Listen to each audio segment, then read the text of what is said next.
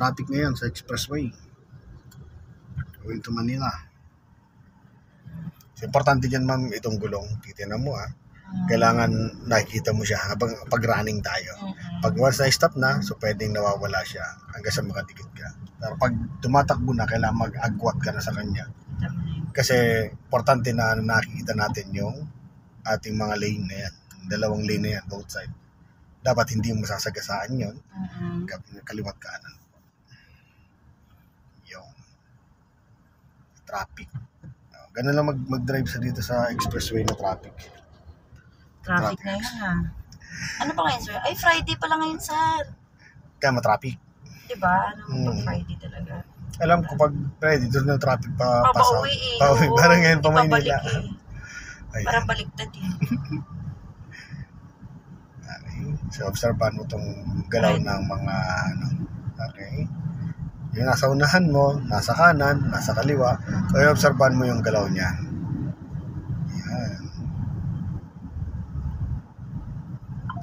Okay, slow down. Yan. Kailangan matalas din pati yung pakiramdam mo kung nagme-minor na siya. Minsan kasi nagme-minor yung mga yan na hindi naapak sa brake. Nagme-minor siya, tinatanggal yung gas. So bumabagal siya. So walang kulay red doon na walang kulay red, diba malalaman mo sir pag nasa brake na siya, yung paa niya, nasa red na, ibig sabihin, minsan binibitiwan lang nila. Opo, kaya bumabagal. So ikaw naman, pabilis. Kaya lumalapit ka sa kanya. So kaya matalas dapat pakiramdam mo sa kanya na pag lumalapit ka na, so kailangan tanggalin mo na rin ang gas mo, then position ka na sa brake, then sakal mo ng konti lang. Ano po? Ganyan lang.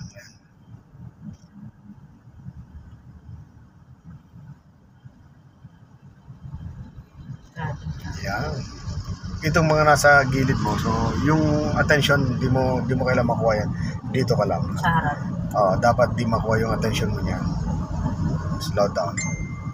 Kasi pakiramdam mo, parang ano ba ang tunog na yun? Anong tunog na yun?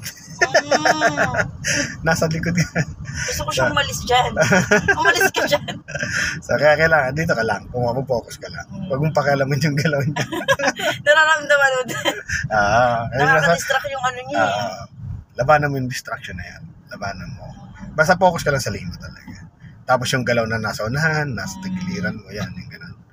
Ganyan. Dahil malalaki nang nasa side natin na kanan. So ngayon kung natatakot ka dyan, syempre magpupush ka papunta dito sa kaliwa. So which is di maganda yun. Kinakain mo yung kaliwa. Yari ka naman doon sa kabila naman. No? So kailangan, unang gagawin mo dyan, yung babagalan mo naman. Pag nadidistract ka, kailangan tanggalin mo yung gas. Tapos pakiramdam mo kung nasan yung posisyon ka agad sa brake para makontrol mo yung sakyan mo. Okay? Hindi yung umiiwas. Umiiwas? Hindi pwede. Hindi pwede yung umiiwas. Slow down ka na lang po. Opo. Ayan. Nakakapagod pala ang traffic, sir. Automatic na yan. Paano pa kayo pag manual? Pati kamay mo. Hindi biro mag-drive kayo mga asawa niyo, huwag niyo umayin. Yung mga driver na kapagod kayo mag-drive. Lalo pang manual, yung mga truck na yung manual. Manual, mabigat. May nag-cambio na yan. Pero sir, manubela nila malambot, no? Ano naman? The more na malaki yung sasakyan mo, the more na malambot yung manubela mo. Pero may iba rin na matigas yan. Depende pag hindi power steering. Pero kalimitan mga power steering. Pero pag hindi na talaga may pagbuno talaga yun.